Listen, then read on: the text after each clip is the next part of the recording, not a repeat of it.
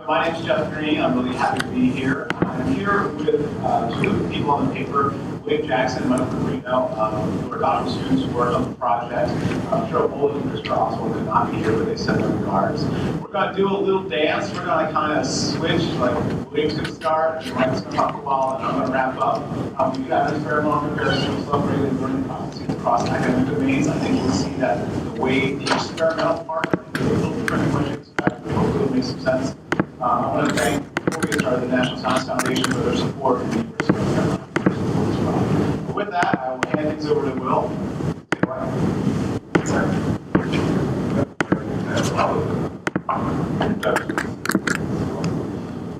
So we're going to get right into it. A little overview of today. Project, talk about research project, those who methods. This is the results, and look at why the sort of matters, and then talk about it. So the big idea that is kind of surrounding learning and ideas that there's a little bit out there right now that students are visual thinkers. Really what kind of varies out is that we find that students really just kind of do a lot of surface level use of technology, so they share pictures, they look at stuff, but they aren't really engaging in it. So what does it look like to have this very wide, large amount of information? And how do you really navigate that to go towards the point you go? How do you select information that you feel is relevant to that you're participating? And then how do you integrate that into your own knowledge? So that's a little bit of the disconnect, right? So kids kind of grow up using computers, but they necessarily know how to use those computers in terms of getting real learning. And so the interesting thing is that accelerated learning has been implicated as a skill that would actually be useful in helping students do real acquisition or utilize learning environment or online learning environment. And so the three main things we briefly talk about self-regulated learning is planning, where it's planning out monitoring, look over what are you doing in strategies. So are you taking notes? Are you coordinating information sources? What does it look like in terms of strategies that you use to learn? And the deal is that these are a lot of high-level processes, right? So when you find that we have a big amount of information, so you're trying to figure out how to do those things while you're also trying to learn in this particular environment, well, most people are learning able to handle that. So the issue is that when those folks who automatize these really key SRL processes, that allows them to actually work in memory space and kind of really focus on acquiring the knowledge they need for these online learning environments. So, we say all of that, and this is very theoretical and great and awesome, but actually at the end of the day, we don't really know how this happens, especially when we talk about looking at it across domains, right? So, is it the same when you're learning for science? Is it the same when you're learning for math? How might that be different? How might it be different if you're using a card online versus you have a whole internet to look at? What does it look like if you're on your iPad versus your phone? So, I mean, there's just a lot of different things, a lot of different contexts, a lot of different tasks that you can ask if you're studying for a test or you producing a project. You don't really know how that plays out. So this is really kind of an exploratory assessment or investigation to see how this is actually going to work in these different domains. And specifically, if all of those that was out a lot of time, I would never graduate. So instead, what we did is that we looked at the independent, we looked at two domains, history and science. And so we looked at these history and science and learning domains to kind of explain the digital library. What happens is that this digital library accesses a lot of information on the internet, and that information is kind of put together, not necessarily in an organized way, but most of the information there is relevant to the learner, and they can access that information. And again, we look at it in science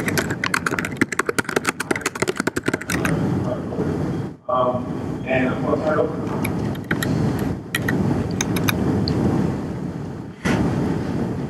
Okay, in terms of methods, we worked with 91 undergraduate students. And these students were randomly assigned one of two digital libraries, one in history and one in science. The topic of the history digital library was the Blue Ridge Parkway, and that's a scenic highway that runs through Virginia, North Carolina, and Tennessee.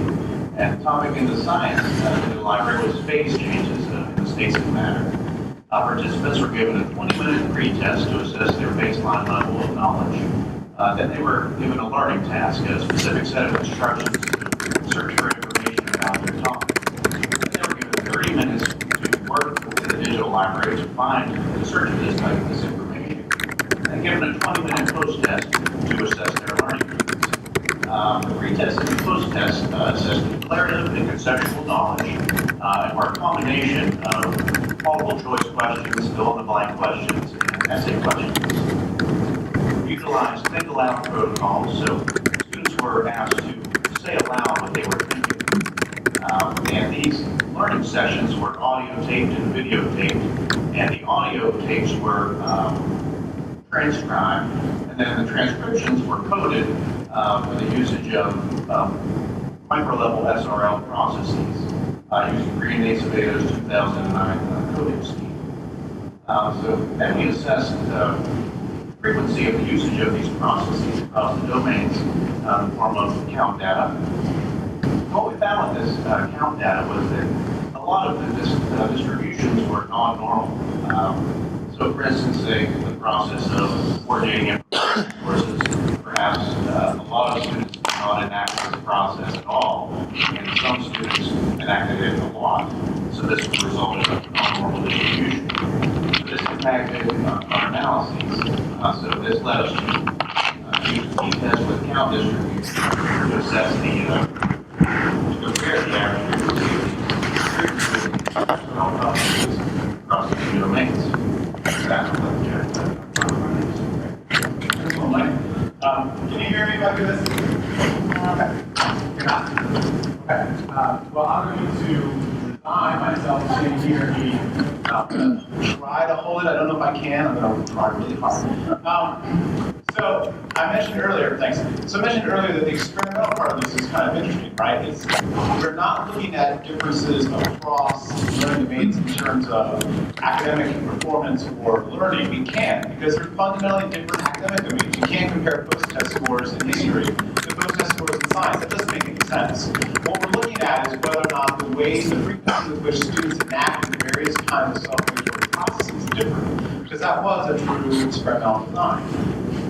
But you might care about the learning gains. You might say if students didn't learn at all, then I don't really care what they were doing. It's not so interesting. So what I can tell you is that they did learn in both domains. And I won't get too deep into this, but basically you'll see that we had medium to large effect sizes in science and history, showing that from pre-test to post-test, students did, for any number of reasons, increase their knowledge of the Blue Ridge Parkway and phase changes. Now the question becomes, what kinds of processes might be associated with that? And that is the exploratory part of our study. So we're asking in terms of the experimental aspect. So there's a lot of data here. I don't expect you to kind of parse all this. Let me help you with it. Again, this is, honestly, it's really like a t-test. But the t-test on data that are fundamentally counts. One student might have took notes 5 times, one student might have taken notes no times, another one 20 times. And we're looking at the average frequency between the two domains to see if they are different. And Mike mentioned that there were about 40 different processes, so in many processes there were no differences, and you might expect that. But even after controlling for the many tests, even after correcting for type 1 error, we did find that there were certain SRL processes that were enacted more frequently in one digital library than another. And the higher value is in red. So in science, students evaluate the content positively more often in science than history. This far right-hand column is basically, it's like a logistic regression, it's an estimated regression coefficient. Basically telling you that the predicted count in one domain is a function of this value times the predicted count in the domain and history. But in general, here's what it means. When we look down this list, what we find out is in science, students more frequently monitor their understanding and monitor the content. They more often were trying to figure out, okay, is this thing relevant that I'm looking at right now, or is it not relevant? And then am I understanding? Am I not understanding? Or what are we doing with that? In history, we saw some more frequent use of higher level strategies. There was more knowledge elaboration in history. More explanations of representations of the world. More times it was they kind of said to themselves, what am I trying to do here? Like, what's my purpose? And so, what does this mean? Again, we're not going to stand up here and say to you, so that means that in science, students monitor more all the time, in every situation, in every task. Nor are we saying that students in history should definitely use more strategies and less monitoring. That's not the purpose of the study. It's an exploratory first step study to ask a question that I think intuitively a lot of us kind of think we know the answer to, but we couldn't find any evidence of anyone actually showing it, which is, do students differently self-regulate depending upon the domain? The answer is to some degree, yes. There's some evidence that we need to pay attention to this issue. There may be aspects of self-regulation that are fairly common, that students are fairly consistent in some things across domains, but there's clearly evidence that they're not consistent across other aspects of self-regulation are not consistent. So we need to pay attention to the specificity issue. There are some limitations of this first study that we think are important. First of all, it'd be really good to do it within subject design. And you can imagine how we might ask the same student to do a learning task both in science and in history. We might also ask students to do 2 science tasks or 2 history tasks. There's a lot of permutations that hopefully we'll be able to explore. And of course, we're using Think Aloud protocols to capture self-regulatory behavior. But it could be that other measures would also be insightful for this data. So that's another area of future research. But the takeaway from our study at this point is that yes, domain specificity is self-regulated, and it's something that we should be paying attention to, and that it deserves some further interest. I want to thank some folks that helped us with the study, and again, thank the National Science Foundation. You're always welcome to contact me if you have some questions later on. But if you have a burning question right now, somebody you just can't wait to ask, please. Please.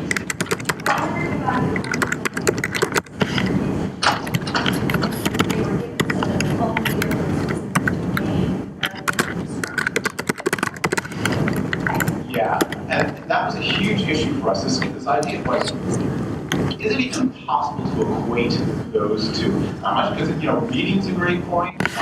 Number of different kinds of representations is a way in which they could differ. The tasks themselves we try to make fairly similar to the tasks we capture the things. The short answer is we kind of end up going down. Because if you control all those things, you end up with these tasks that are so artificial. It doesn't look like a science task or a history task. It looks like some kind of weird task. So we try to keep it kind of what teachers are trying to ask students to do.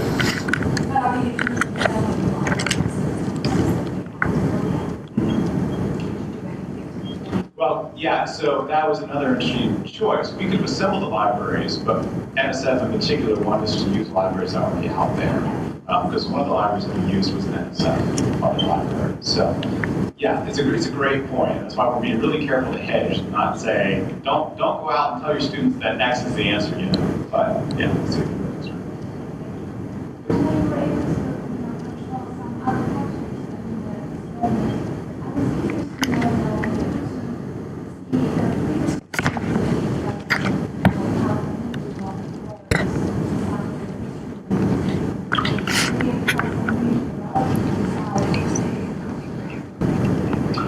So we did control the pretest for prior knowledge.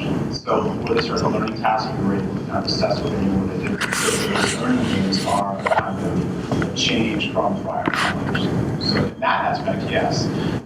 One really interesting idea that your comment brings up is whether or not we can examine how the relationship between prior knowledge and self-regulation might vary depending on the domain. It might be stronger.